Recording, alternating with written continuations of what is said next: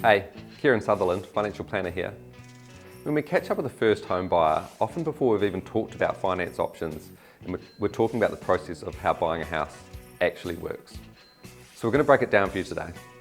So the first step, saving your deposit. Usually by the time we're talking to people, they are well down the path with this. However, the key things are making sure they are on track and have enough deposit for what they want to do. Combining any cash savings, KiwiSaver, first home grants, and potentially a guarantee or loan from their parents to make it all work. The second step, getting pre-approved.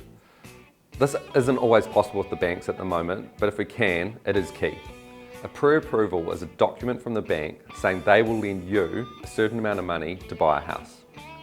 There might still be a few things they need to see and to tick off, but it gives you a lot more certainty to go shopping knowing the bank will lend you a certain amount of money. It's really hard finding out later that you have to spend less than you thought you could. The third step, building up your first home buying team. Getting the team clarified early on helps. It means when you're ready to put in an offer, you've got people all ready to go and start working for you. This doesn't have to be anything too formal at this point. It might be a phone call with a lawyer to talk about if they need anything now, how it will work and what it costs. The fourth step, putting in an offer. The next step will depend on the type of sale it is, whether it's an auction, a deadline or a price by negotiation.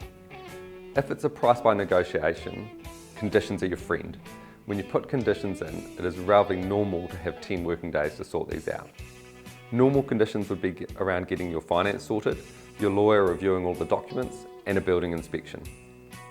This then means that you have 10 days to confirm that you are buying the house, and at the end of this 10 days, you will confirm that and pay a deposit. This deposit can be different to your banking deposit. There will be an amount on your sale and purchase contract, which is usually 5 or 10% of the total price. The difference with an auction, you have to do all of this before the auction day and be prepared to pay the deposit on the day, so it can be quite daunting. The fifth step, settlement. Straight after going unconditional, you will then work with your mortgage broker or your bank to talk about interest rates and how to best structure your home loan for you. This is really important as it determines how much you'll pay and how long you're paying your home loan off for. Once this is sorted, loan documents are then sent to your lawyer to review and then you'll sign. Leading up to settlement date, you'll transfer the rest of your deposit to your lawyer and they take care of paying this and the bank money to the seller and getting you the keys. Then you get to look at the wonderful negative numbers on your banking app.